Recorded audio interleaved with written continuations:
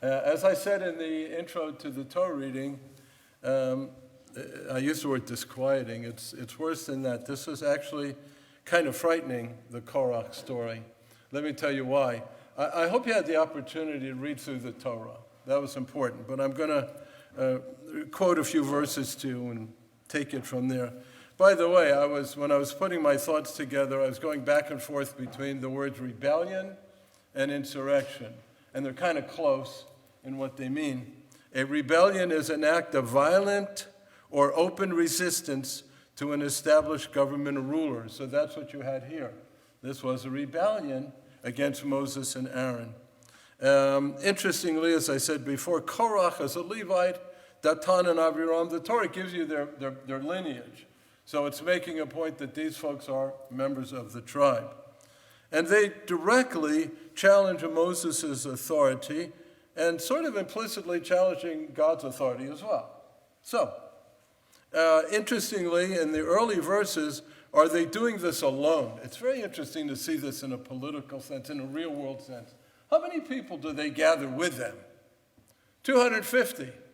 And the Torah says not just 250 folks, but it says what? Chieftains, important people. So that you can imagine that they were talking this up. They were saying, okay, how many people are with me or against me? So they have 250 leaders of our people. And they say to Moses and Aaron the following, quoting the Torah, "You have gone too far, for all the community are holy, all of them, and the Lord is in their midst. Why then do you raise yourself above the Lord's congregation?" So now they're taking Moses and Aaron on and saying, in effect, what? Who put you in charge? Who makes you better than everyone else? Now, interestingly, when Moses sends for Datan and Aviram to come before him, their contempt is plain for everyone to see. They state explicitly, "We will not come." Just want you to understand that. This Moses and Aaron, what's their background? 10 plagues, crossing of the Red Sea, manna from all of that. So obviously, if Moses and Aaron summon you to come, you have to come. "We will not come," they say. "Is it not enough that you brought us from a land flowing with milk and honey to have us die in the wilderness?" Interesting. Was Egypt a land flowing with milk and honey? But listen to the words.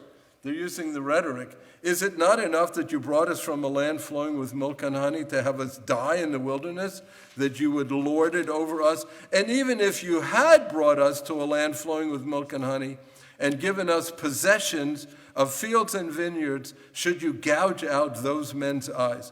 We will not come." So that's why I call this a rebellion. This isn't a polite conversation. This is simply, we don't trust your authority anymore. At this time, God intervenes, as you know, and interestingly in the Torah story, God says what right away to Moses and Aaron? "Okay, step aside, I'm going to wipe everyone out." And Moses, in effect, say back to God what? "No, don't do that. Don't do that." So then, as you know, the story goes that God intervenes, and everyone is told to move away from Korach, Datan, and Aviram. In effect, step back. I'll quote again from the Torah. We just read it. "And the earth opened its mouth and swallowed up all their households and all Korach's people and all their possessions. Furthermore, a fire went forth from the Lord and consumed the 250 men offering the incense." So now Korach, Datan, Aviram, their households, all of them are gone, swallowed up by the earth. And the 250 men who had supported them are burned up. One would think that the story would end here. It's kind of scary, but it doesn't. The next day, the community rails. They're still complaining against Moses and Aaron. "You two have brought death upon the Lord's people." Now, once again, God says he wants to wipe out everybody, but instead, do you remember reading in the Torah what occurs? There's a plague. There's a plague, COVID. There's a plague. And it kills how many people, according to the Torah? 14,000 people, 14,700 people. That's not a small number. That's a fairly large number of people. So first you have the earth opening up, then you have the fire, then you have the plague. Now, interestingly, kind of depressingly, when chapter 17 ends, one would think at this point the Israelite people who were surviving would have gotten the message and concluded that, okay, all these people were wrong. Instead, quoting from the Torah, as chapter 17 concludes, it is apparent that the message that Moses and Aaron are trying to advance has not been understood.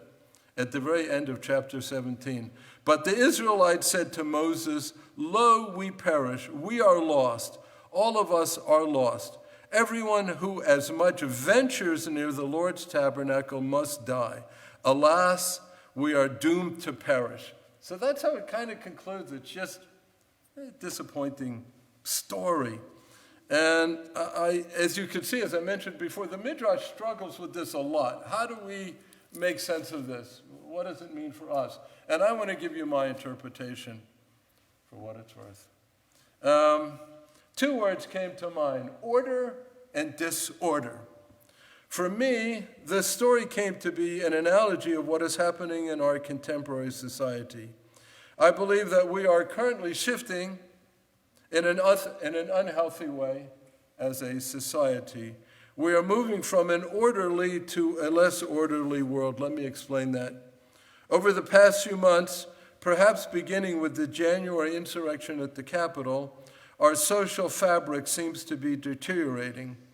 Gun violence is increasing daily, people being shot randomly, and you know this. Where are they being shot? Shopping malls, in their cars, going for a walk. There was a pregnant lady stabbed the other day, et cetera, et cetera. For me, it's coming close to home. Last week, if you remember, there was a young lady on Peachtree Industrial, and they mentioned near the Tilly Mill exit, and you know that's the JCC exit over there, that she was just shot. She was driving along, bullet, boom, a 23-year-old lady. Now that was close to home because one of my adult children and their family live that way. So I get up at 31B off of 285, go up Tilly Mill, I pass Tilly Mill, etc. So it's a little bit closer to home, this gun violence. This phenomenon is not just here. I was in South Florida this week on a family visit, put on the news, of course, and there was a wedding, there was a get-together, there was a party, and there's violence. There's gun violence. Shootings at social gatherings, wedding receptions, playgrounds, and on. Let's be clear, and I want you to think about this also. Were there legitimate grievances that Korach and his followers had? Were there legitimate grievances? What would some of the grievances have been? Where are they, after all? How long have they been there? Right. And it's not that far. You have been to Israel. How far is it from Egypt to Israel? Even if you're walking, if you have an animal, a few weeks, whatever. So they're kind of going in a circuitous way. Last week, the spies came back and said, what? We don't think we can go into the promised land. So just, when I teach history, I try to have all of us go back into that time. Here you are, freed from Egypt, freed from Pharaoh, freed from slavery. You cross the Red Sea. God is kind of powerfully watching everyone. There's a cloud of God's presence, and then what? Stuck. Going in a circle, living a very nomadic kind of existence, and people are passing away, children are being born, but what is it that your children ask in the car all the time?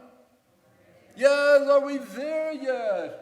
When do we get to the promised land, which is not that far away? And they're looking, and this generation is saying to somebody, we need a new direction.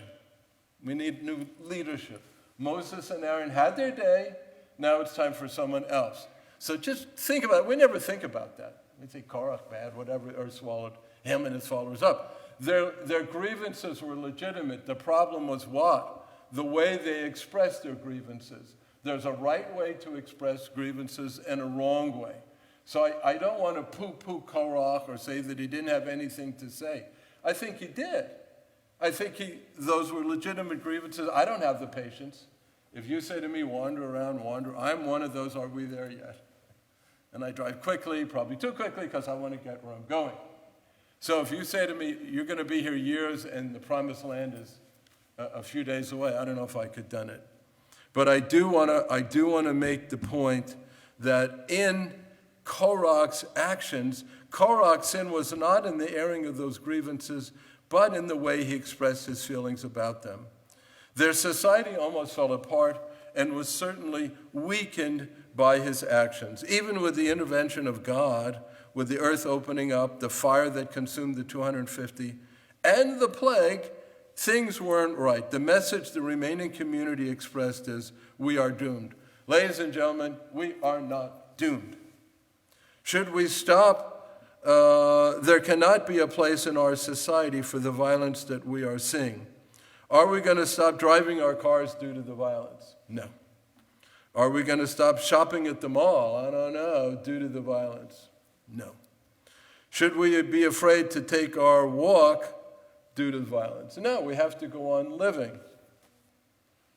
What we can do is reassert our belief in the rules and regulations in our society. Those who rebel and break the law must be held accountable. The earth won't swallow them up, nor will they be consumed by fire or plague, but rather spend time in jail and prison for their misdeeds. Interestingly, our faith is one that is particularly proud of order. The essence of Jewish law is that we are covered by mitzvahs from the time of birth to the time of our passing. The rabbis gave order to life and established daily, weekly, holiday, and special occasion prayers. For every tragedy, achievement, and challenge that we encounter, our faith has a response. The rabbis knew the significance of order, logic, and reason in our life. In today's Sedra, side note, Sedra means what? Hebrew people? It means order. This is the weekly portion. Sedra also brings you to the word Seder. Seder, the meal, Passover meal, and of course in Hebrew, when you want to say, how are they, say, Ma Shlomcha, what do you say? Beseder, I'm in order. So the Sedra means that also. In today's Sedra, we read of the danger and threat of Korach and his followers. They were defeated. In our time, we must push back against those negative and disruptive forces and stand up for decency, the rule of law, full equality, and dignity for all. Shabbat Shalom.